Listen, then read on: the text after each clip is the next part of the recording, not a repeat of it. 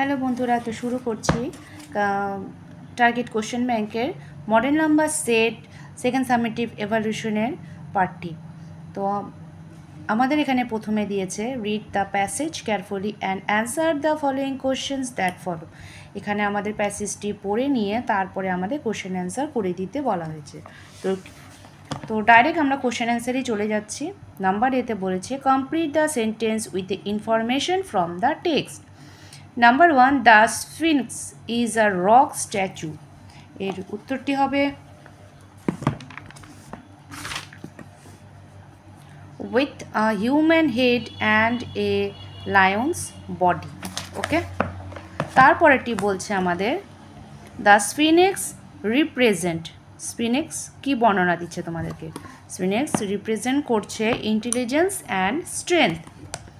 Number 3, the main function of the sphinx is sphinx এর কাজ কি ছিল? to guard the pyramids. পিরামিডসকে গার্ড করা ছিল স্ফিনিক্সের কাজ। তারপরে বলছে number 4, Egypt is the gift of river Nile. Nile নদের দান বা উপহার। Number 5, Ishan's mother went to fetch. Ishan mother কী ছিল? কোথায়? A couple of sandwich and water from their car. সে গাড়ি থেকে স্যান্ডউইচ আর জলের বোতল আনতে গিয়েছিল। তো হয়ে গেল নাম্বার এর আমাদের কমপ্লিট দ্য ফলোয়িং সেন্টেন্স। এরপরে আসছি আমরা ট্রু ফলসে। ট্রু ফলস বলছে the sphinx is a Lions statue. Sphinx হলো লায়নের স্ট্যাচু। তো মূর্তিটা আমাদের লায়নের স্ট্যাচু বলছে, এটা হবে ফলস। স্ফিনিক্স একেবারেই লায়নের স্ট্যাচু পুরোটা হয় না, এর কিছুটা অংশ লায়ন আর কিছুটা হিউম্যানস।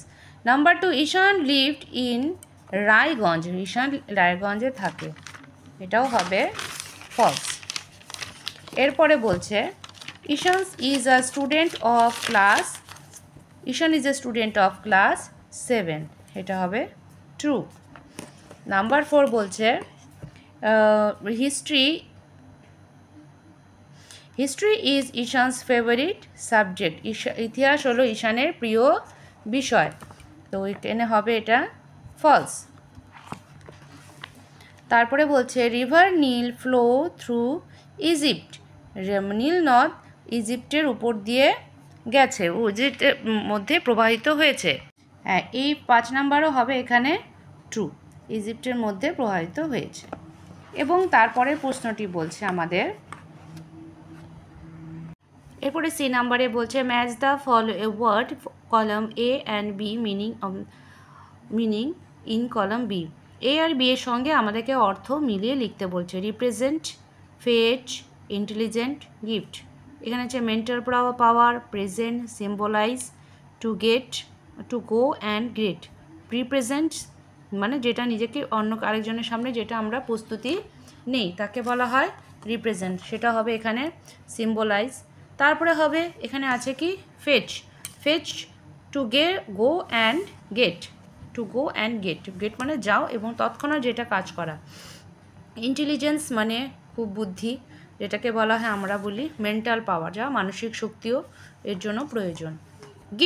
গিফট মানে কাউকে প্রেজেন্ট করা, উপহার দেওয়া, সেটা হবে এখানে প্রেজেন্ট। তো হয়ে গেল। এরপরে আসছি আমরা আমাদের আনসিনের পোর্শনে এ নাম্বারে বলেছে answer the following question. When was the blind man going. তো ব্লাইন্ড ম্যান কখন যাচ্ছিল? তো আমাদের উত্তরটি হবে the blind man was going on a road at dark night. যখন রাত্রি খুব অন্ধকার ছিল তখন সেই অন্ধ লোক যাচ্ছিল। Number 2, who laughed at the blind man. সেই অন্ধ লোকের প্রতি কে হাসছিল? Who laughed at the blind man. 2 men laughed at the blind man. দুজন লোক হাসছিল। Number 3, why did the blind man carry the lamp with him? কেন সেই অন্ধ লোকটি নিজের সাথে একটি ল্যাম্প বহন করছিল? তাহলে লিখব the blind man carry the lamp for the people who are careless. যারা খুব কেয়ারলেস, যারা ঠিক মতন যাতে চলতে গেলে অসুবিধা না হয় সেই জন্য তাদের জন্যই সেই অন্ধ লোকটি সেই ল্যাম্প বহন করছিল। Number 4, why did the two men laugh at the blind man? সেই অন্ধ লোকের প্রতি সেই দুজন লোক কেন হাসছিল? The two men laughed at the blind man because the blind man used a lamp with him. তাদের সঙ্গে সেই ব্লাইন্ড ম্যান সে অন্ধ থাকা সত্ত্বেও একটি ল্যাম্প বহন করছিল, সেটা দেখে সেই লোক দুটো হাসছিল। Number 5, why did the two men feel sorry? তাদের দুজনের কেন এত খারাপ লাগছিল? তো নাম্বার 5 হবে the two men felt they would not notice man in darkness. যখন তারা অনুভব করতে পারলো যে তারা অন্ধকারে কাউকে দেখতে পারবে না, the lamp will show them the way. এই ল্যাম্পটাই তাদেরকে রাস্তার পথ দেখাবে। so they felt sorry, সেই জন্য তারা খুব দুঃখিত অনুভব করছিল। হলো। এরপরে বি নাম্বারে বলছে write true or false in the statement. Number 1 বলছে a blind man had a torch light in his hand. তার হাতে একটি টর্চ লাইট ছিল, এটা হবে ফলস। টর্চ লাইট একটি ল্যাম্প ছিল। Number 2, the blind man could not hear also. সে অন্ধলোক শুনতে পাচ্ছিল না, কিন্তু সে অন্ধলোকটি শুনতে পাচ্ছিল। দেখো লেখা the blind man here this, শুনতে পাচ্ছিল। তাহলে এই পোর্শনটি হবে এখানে ফলস, এখানে যেটা বলছে।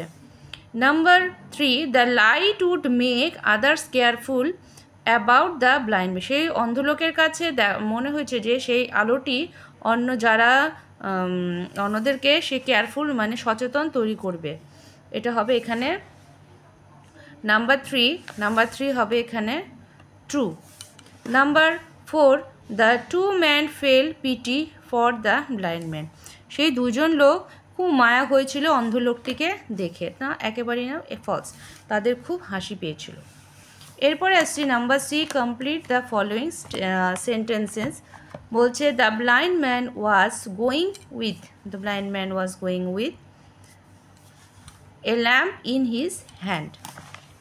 Number 2, the lamp was there for those who হবে ওয়ার কেয়ারলেস। তারপরটি বলছে the lamp to man at last could understand.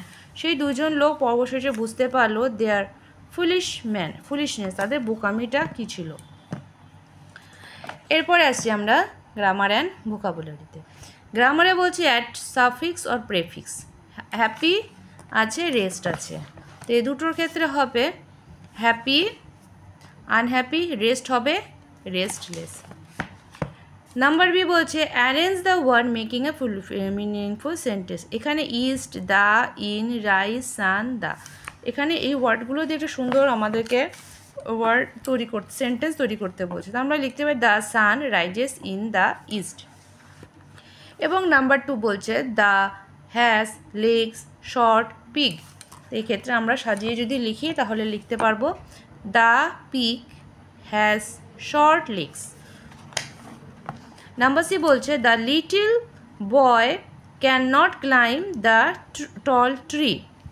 Rewrite the following sentence putting apostrophes in the proper place. কোন জায়গায় আমাদের ঠিকমতো অ্যাপোস্ট্রফি লিখবে? তা লিখতে পারি আমরা দ্য লিটল বয় ক্যান নটের জায়গায় ক্যান দিয়ে উপরে অ্যাপোস্ট্রফি টি, এটা অর্থ বোঝাবে can not climb the tall tree. Number 2 বলছে this is a nice pen, is it your না ইয়ার্স? এখানে হবে ইয়ার্স, আমরা লিখবো এখানে ইয়ার্স। নাম্বার 3 বলছে my father dash news paper yesterday in the afternoon. Yesterday আমার বাবা একটি নিউজ পেপার পড়েছিল। তো বলছে fill in the blank appropriate ফর্মে ভার্বের অ্যাপ্রোপ্রিয়েট ফর্মটা লিখতে বলেছে। মাই ফাদার এটা হবে এখানে ওয়াজ রিডিং, এটা হবে ওয়াজ রিডিং। তারপরে বলছে number 4 I eat dash egg every morning but dash egg I took yesterday was not good. বলছে fill in the blank suitable article. তো এখানে হবে এখানে অ্যান এবং তারপরেরটি ক্ষেত্রে হবে দি। অ্যান হবে আর দি হবে। বি নাম্বার বলছে Raju's uncle is a dash. Uncle Monk না নান, দেখো নান হচ্ছে, যদি এটা ফিমেল হতো তাহলে এখানে নান হতো, সেবিকা। মঙ্ক হবে এখানে, এখানে হবে মঙ্ক। এখানে কোন ওয়ার্ডটা বসবে ঠিক মতো, যেহেতু মেল সেই জন্য এখানে হবে মঙ্ক। হয়ে গেল আমাদের গ্রামার অ্যান্ড ভোকাবুলারি সিন আনসিনের পোর্শন। এবং এখানে তোমাদেরকে দিয়েছে write 5 sentences about our national flag. এটি আমি পরে তোমাদের ভিডিওটি দিয়ে দিব। তো আজকে এই পর্যন্তই থাকলো। তোমরা পারলে এটি বন্ধুদের মধ্যে শেয়ার করে নিও, আর ভালো লাগলে অবশ্যই একটি লাইক আর শেয়ার করতে ভুলো না।